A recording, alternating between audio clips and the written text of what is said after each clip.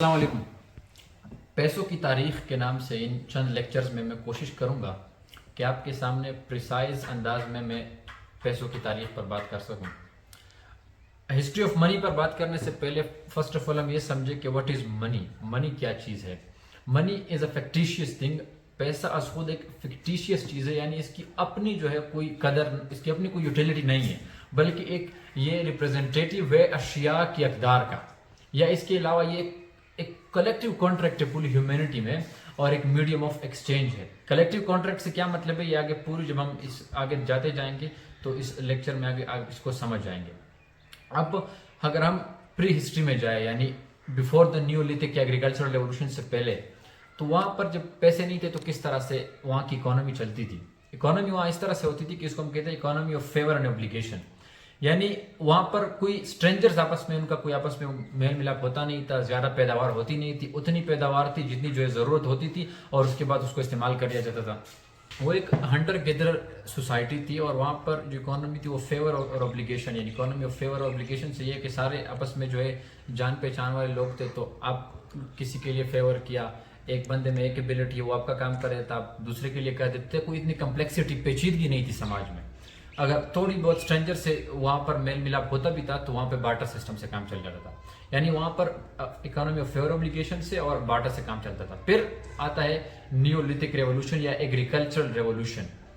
Agriculture revolution کے بعد بھی شروع میں جو کچھ مختلف یونٹس تھے وہاں پر، یعنی وہ بھی اس طرح اسٹرینجر سے میل ملاپ نہیں ہوتا تھا، اور نہ زیادہ پیداوار شروع میں ہوتی تھی، بلکہ وہ بھی چند محسوس علاقوں میں لوگ رہتے تھے. تو اس وقت تک تو اسی طرح سلسلہ چلتا رہا.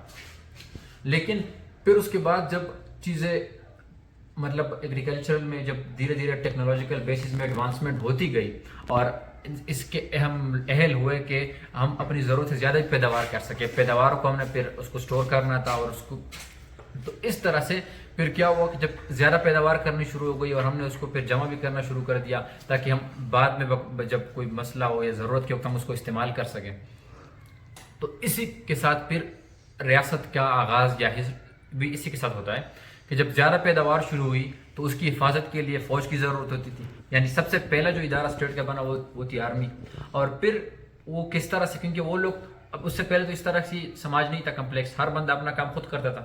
اب جب فوج بنی تو فوجیوں کو تو سماج نے ہی تنخواہ دینی تھی، وہ تو انہوں نے تو اپنے کام چھوڑ دیا اپنے لیے خود ضروریات کی اشیاء اکٹھی کرنا. اب اس کو کس طرح سے مینیج کرنا ہے، مطلب لوگوں سے کتنا ٹیکس اکٹھا کرنا ہے، اس کو کس طرح سے پھر آگے میں ڈسٹریبیوٹ کرنا ہے.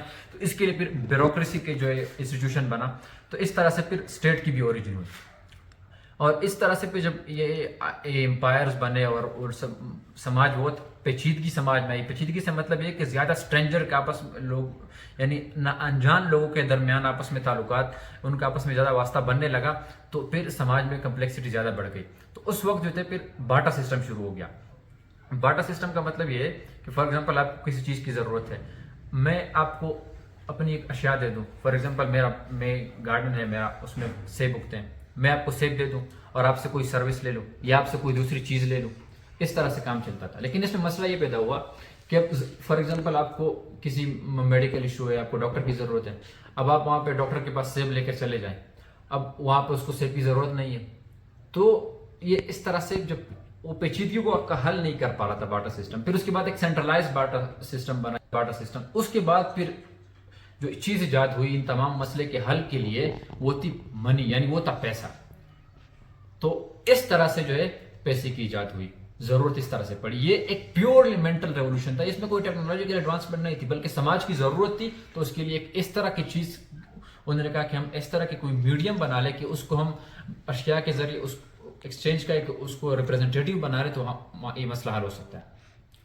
تو سب سے پہلی جو منی تھی وہ تھی سومیرین بارلے. سومیرین امپائر میں وہ منی، بارلے کس کو کہتے ہیں اردو میں، اس کو کریانہ کہتے ہیں، اس کو بطور پیسہ استعمال کیا جانے لگا. اس کے بعد دھیرے دھیرے پھر جو ریئر ارتھ میٹل، جو قیمتی دھاتیں ہیں، یعنی گولڈ ہو گیا، سلور ہو گیا، اور یہ ان کا استعمال ہوتا تھا. لیکن ان کی سکے نہیں بنے تھے. سکے سے میرا مطلب یہ ہے کہ سکے میں یہ ہوتا تھا کہ مطلب یہ صرف اس وقت یہ تھا کہ اتنا گرام سونا، اتنا چاندی، اس طرح استعمال ہوتا تھا. اس کی کوئی خاص سکے نہیں بنے تھے. سکہ یا کوئن جو ہے وہ پہلا کوئن بنا کنگ الیاٹس کے دور میں لیڈیا میں، جو اس آج کل کے ویسٹرن اناتولیا جو آج کل ایشیا مائنر میں لوکیٹڈ ہے وہاں پر بنا. اس کی ایک خاص وزن بھی اس کا ایک خاص تھا اور اس پہ اوپر جو ہے ایک آئیڈینٹیفیکیشن مارک بھی تھا کہ یہ فلاں امپائر یا فلاں امپائر کی طرف سے ہے اور اس کی اتنے یہ ہے. اور اس کی مطلب اس سکے کے ساتھ یا اس کے آئیڈینٹیفیکیشن کے ساتھ ذرا برابر بھی کوئی چیٹنگ کرنا ایک بہت سویئر کرائم سمجھا جاتا. لیڈیا میں جو سکہ بنا وہ چاندی کا تھا اور اس کے اوپر اس کی خاص وزن تھی اور اس کے امپائر کا اس کے اوپر اس کی طرف سے ایک آئیڈینٹیفیکیشن مارک بھی تھا. اس کے بعد یہ ہر جگہ پھیلتا گیا اور چائنا نے ایک الگ برونز کے بیس پر انہوں نے اپنا سکہ بنایا. لیکن دھیرے دھیرے یہ کانکررز اور ٹریڈرز کے تھرو یہ سکہ اور یہ کیونکہ ہر جگہ اس کی ضرورت تھی کیونکہ میں نے آپ کو کہا ایک مینٹل ریولوشن تھا تو یہ ہر جگہ چلا گیا اور اس کو مانا گیا بغیر کوئی مسئلے کے. پھر آگے جا کر جب رومن امپائر تھی یہ لیڈیا کے کنگ میں جو سکہ بنا تھا یہ 600 BC میں بنا تھا. اور پھر آگے رومن امپائر میں ڈینیریس کا سکہ کے نام سے سکہ استعمال ہوتا تھا.